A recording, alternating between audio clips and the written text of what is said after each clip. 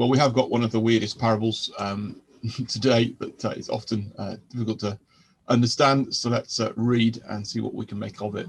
Luke 16, verses 1 to 13.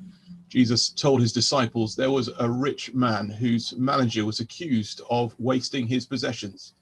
So he called him in and asked him, "What is this I hear about you? Give an account of your management, because you cannot be my manager any longer." The manager said to himself, "What shall I do now? My master is taking away my job. I'm not strong enough to dig, and I'm ashamed to beg. I know what I'll do, so that when I lose my job here, people will welcome me into their houses." So he called in each one of his master's debtors. He asked the first, "How much do you owe my master?" 3,000 litres of olive oil, he replied. The manager told him, "Take your bill, sit down quickly, and make it 1,500. Then he asked the second, "And how much do you owe?" 30 tons of wheat, he replied. He told him, "Take your bill and make it 24. The master commended the dishonest manager because he had acted shrewdly. For the people of this world are more shrewd in dealing with their own kind than are the people of the light.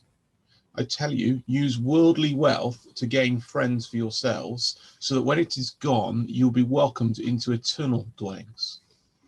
Whoever can be trusted with very little can also be trusted with much. And whoever is dishonest with very little will also be dishonest with much. So if you have not been trustworthy in handling worldly wealth, who will trust you with true riches? And if you've not been trustworthy with someone else's property, who will give you property of your own? No one can serve two masters. Either you will hate the one and love the other, or you will be devoted to the one and despise the other. You cannot serve both God and money." So we've got this parable of the shrewd manager, a man who is going to be sacked because of his management. He's wasting his master's possessions, and then basically swindles his way into the favor of others, so that when he's lost his job, he's going to have courted favor and be provided for.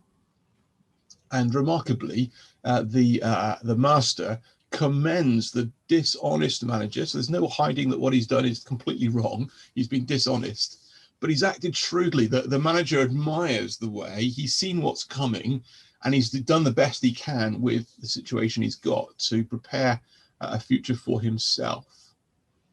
And Jesus then concludes by telling us that we need to use worldly wealth to gain friends for ourselves, so that when it's gone, you'll be welcomed into eternal dwellings. Here is a man in a worldly, secular situation, recognizing he's about to lose his job because he's not been doing it very well, and so he does everything he can with the resources at his disposal then to prepare for what's coming, and he swindles. Now, Jesus is not commending his swindling at all, but it's that far-sightedness, it's that ability to see what's coming and to invest what you've got now that he's commending.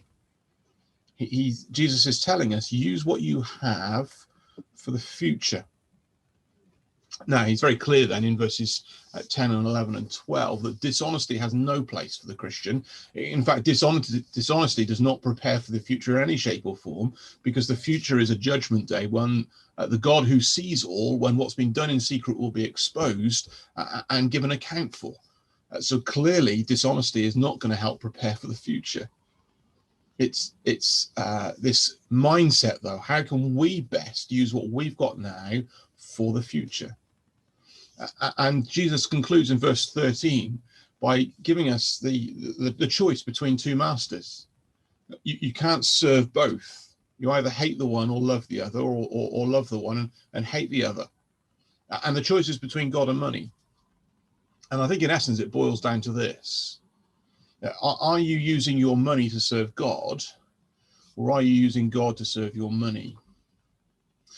That's the choice, isn't it? The resources that we have now being used for the future, for many people, sadly, with religion and God, it's about getting God now to prepare me for what I see, for my own secure future in terms of this world's wealth. So sadly, people use religion for power and sex and money. They're using God to further their ends in those things. And that clearly is disastrous, because one day they're going to have to give account to God for that.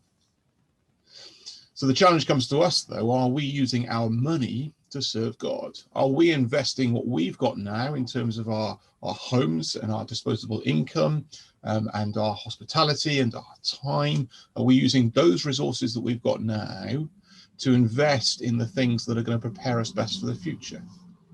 What does that look like? Well, what prepares us for the future is to love God with all our heart, mind, soul, and strength, and to love our neighbour as ourselves, to be part of this great commission to get the good news of Jesus out to a lost and broken world.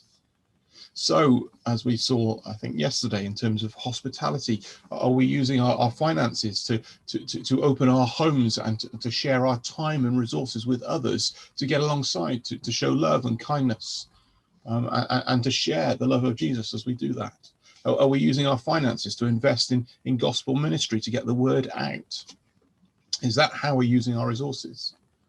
Or do we fall into the American dream, or the middle class comfort, or the health, wealth, and prosperity, whichever label you put on it? They're all the same. It's about God giving us a nicer life here. It's about God serving our material ends rather than our material things serving God's ends. Which is it for us today? It's just worth thinking about, isn't it? And looking at our own hearts and asking the Lord to open our eyes to see. And here's the joy: we might not feel we have very much, but if we are trusted with that now, we will then be trusted with much in the future. Do you remember, well done, good and faithful servant? You've looked after these 5 bags of money. Here are 5 cities to rule. There is a sense in which how we're using things now will relate to the responsibilities we're given later.